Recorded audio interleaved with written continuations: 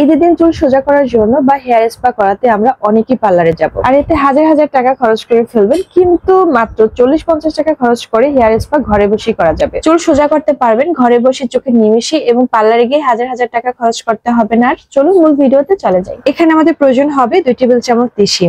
তিসি আর তিল কিন্তু এক জিনিস নয়, অনেকেই তিসিকে তিল ভেবে ভুল করেন। তিসি হচ্ছে এক ধরনের বীজ, তো আপনারা যদি একটু মার্কেটে গিয়ে জিজ্ঞাসা করেন তাহলে খুব সহজে পেয়ে যাবেন। আর দেবো 1 টেবিল চামচ চাউলের গুঁড়া, আর আমাদের প্রয়োজন হবে 1 চামচ কর্নফ্লাওয়ার। কর্নফ্লাওয়ারটা মূলত আমরা ব্যবহার করেছি এটা ঘন করার জন্য, তবে তিসিটাও কিন্তু এটা জেলে পরিণত করবে। এখানে ব্যবহার করছি আমরা র মিল্ক বা গরুর দুধ। আপনি যে কোনো দুধ এখানে নিতে পারবেন, প্যাকেটের দুধ বা গুঁড়া দুধ গুলো এখানে ব্যবহার করতে পারবেন। আচ্ছা, এটাকে আমাদের অনবরত নেড়েচেড়ে জাল করতে হবে, কোনোভাবে চুলার আঁচ বাড়িয়ে জাল করা যাবে না। আস্তে আস্তে দেখবেন এটা ঘন হচ্ছে, এবং আপনি যদি নাড়াচাড়া বন্ধ রাখেন তাহলে দলা পেকে যাবে এবং পারফেক্টলি আপনি ক্রিম তৈরি করতে পারবেন না। যখন এরকম ঘন হয়ে আসবে চুলা থেকে নামিয়ে তারপর ভালো করে ঠান্ডা করে নেওয়া যাবে না, কারণ যদি ঠান্ডা হয়ে যায় একদম শক্ত হয়ে যাবে এবং আপনি এভাবে ছাঁকনি দিয়ে ছেঁকে বা চিপে বের করতে পারবেন না। এটা গরম থাকা অবস্থায় আপনাদের এই কাজটি করতে হবে, এবং অলরেডি কিন্তু অনেকটা ঘন হয়ে গিয়েছে সেটা দেখতে পাচ্ছেন। জর্জেট কাপড়ে রেখে চিপে আমি বের করব।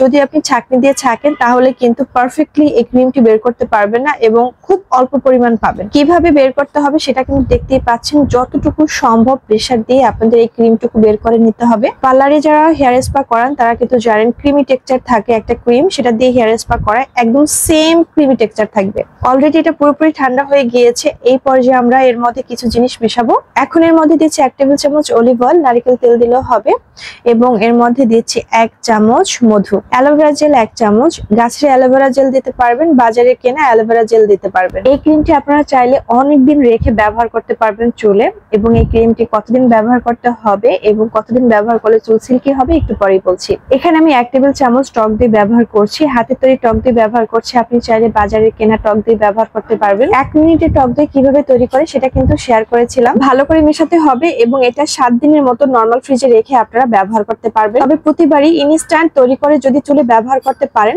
তাহলে সবথেকে বেশি ভালো হবে। রিবন্ডিং চুল, কালার করা চুল, কার্লি চুল, মানে অনেক বেশি কুকরানো চুল, তাদের জন্য একটি পারফেক্ট ক্রিম এটি। সঠিকভাবে যদি এটা ব্যবহার করতে না জানেন বা না পারেন তাহলে কোনো উপকারই পাবেন না। প্রথমে চুলটাকে শ্যাম্পু করে ভালো করে ধুয়ে নিতে হবে, চুলটা ভালো করে শুকিয়ে নিতে হবে, তারপরে ক্রিমটি পুরো চুলে স্কাল্পে ব্যবহার করতে হবে। এই ক্রিমে যেহেতু কেমিক্যাল নাই, চুলের স্কাল্পে ব্যবহার করা যাবে এবং এই ক্রিমটি কিন্তু চুল পড়া 100% কমে যাবে। ক্রিমটি চুলে 2 ঘন্টার জন্য রেখে দিতে হবে, তারপর আপনি চুলটা ওয়াশ করে ফেলবেন। নরমাল পানি দিয়ে কোনো শ্যাম্পু ছাড়া ওয়াশ করলে হবে। আপনারা চাইলে কিন্তু শ্যাম্পুটা পরবর্তীতে ব্যবহার করতে পারেন, আবার চাইলে চুলটা ওয়াশ করে ক্রিমটি ব্যবহার করতে পারেন। কখনই ভিজা চুল চিরুনি দিয়ে আঁচড়াবেন না, এতে চুলের গোড়া আলগা হয়ে যায়, চুল অনেক বেশি পড়ে। সো আজকে এই পর্যন্তই, সবাই ভালো থাকুন, আল্লাহ হাফেজ।